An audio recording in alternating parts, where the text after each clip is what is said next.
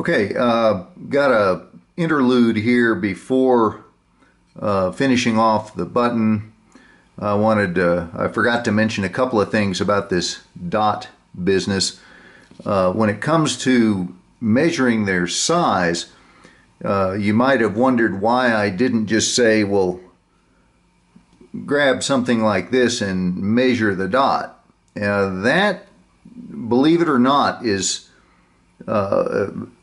virtually impossible. You're welcome to try, but you cannot get within the error range of the difference in size between these guys is less than you can resolve with the naked eye when you're dealing with all of these with semi-round surface and where is the edge, is how sharp is the edge, and then the height of these blades, that kind of a thing. It's very difficult. And the other one is just take the drill bits and hold them next to the dot, overlay it sideways like this. Maybe you could get a little closer with that, but I used to do it that way and missed too often.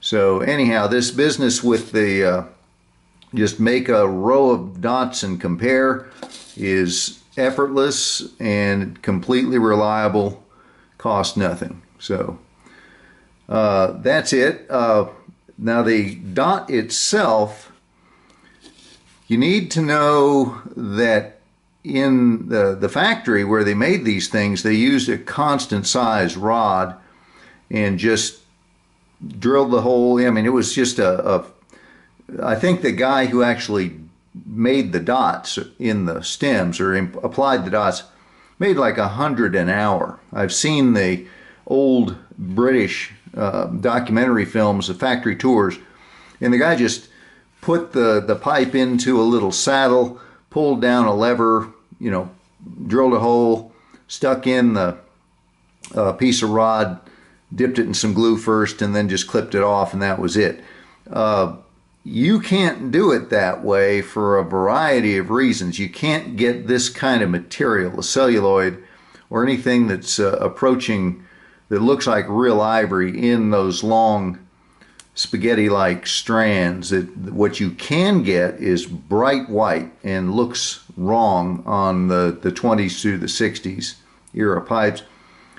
And so you have to grind it yourself, meaning you chuck this into a cordless drill and then with a steady hand hold it against a belt grinder and a belt sander and turn it down into a very, very, very slight cone. And that is the key, because if you make it so it just is ever so slightly loose, and then the trick is to shorten it by 0.5 millimeter and test fit again, shorten it some more, test fit again, and keep doing that until you get a squeak fit. You don't want it jamming in there because then it could break off, but you want it snug. And last bit of advice when it comes to applying dots this way is remember not to put glue on the end of the post, because you'll then compress it, because it'd be like a cylinder in an engine and it's trapped in there, and you'll end up not being able to get the dot material in as deep as you like. And if you push really hard and compress it, it can start to drift back out after you've cut it off, and it makes a mess. So just remember not to put any on the end and you'll be good to go.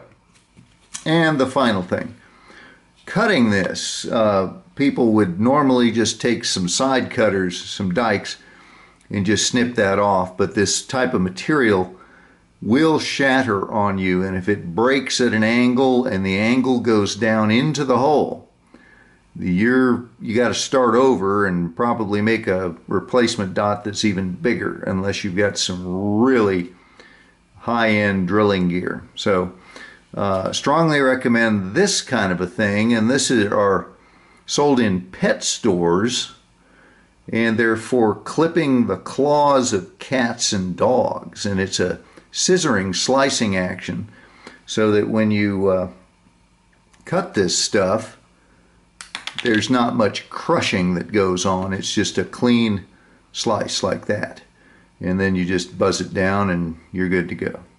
So that's it for dots. I'm now going to go finish off the other side of this and trim it to length, and I think be close to finished at that time. Then we'll take on a little bit of retexturing of the wood here and there and a refinish, and we'll be done with the project. Alrighty then, back in a minute.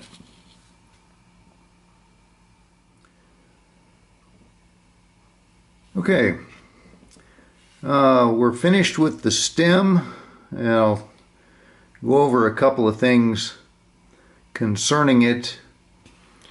For starters, I made 2 changes to the original, both of which I had good reason to do.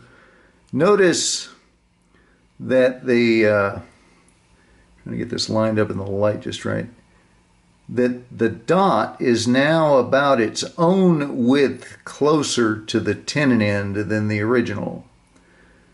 And that was a choice. And the reason being, this hole actually did go through to the airway. There's no question about it. This was the reason that the original dot crumbled out of there. It rots. There just wasn't enough material there, even if you, no matter how careful you were, it was almost a certainty you're going to nick the airway, and then you get the migration of acids and tars and stuff like that into the glue and the material for the dot. So, because the slope rate of this is fairly steep, moving it back just a little bit gave me close to another millimeter to work with, and that was enough to avoid having a recurrence of the problem.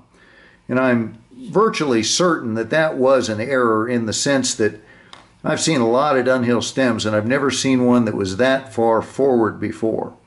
I think it was right on the edge of what QA would kick back in when it was made, and if they had it to do over again, they'd move it back a little. So I did that. And the other is, this bite zone was originally around 140, and the result is what you see. It's just too fragile. So with that in mind, I left the bite zone of this one at 0.152, which should be considerably sturdier and avoid having another bite through, because what's the point of replicating this if you turn right around, the same thing happens yet again. So anyway, that's that. Turned out pretty nice. The 45-degree shoulder thing is happening there. The slot and the button profile match up exactly with one from the same. Come on, focus. What is wrong with this thing? I don't know. All right. I don't know if I'm in the same plane with that or not. This thing will drive me crazy before I'm done. All right, there we go. So we get the profile right. If you look at the rate of the arch, or whatever word you want to use for that, the curvature is also identical. The slot, the whole bit. And this stem was made on a pipe that's dated 1 year later than this one, so it could have actually been made by the same people. So I think we've managed to pull off the whole copy it thing, as opposed to just making a functional replacement. So the only remaining steps are finish ones. Now there is something of a burn fissure kind of a thing going on here, but I'm not going to go into that or do the repair in this video. There is a completely standalone separate video set describing the A to Z, just how to deal with this. So because it's labeled clearly as that and contains no other material, I think it's reasonable to just send you there. It's easy to find and whatnot. So it's making a water glass and carbon powder combination to fill that type of burn flaw. Otherwise, we've got a few smooth areas and not too much to correct here, but we'll retexture some of this, retexture some of that, and use the tools, and then restain it, shine her up, and we should be done with the project at that point. So there you go. I'll get the materials in readiness to do that, and we'll get her done. Back in a minute.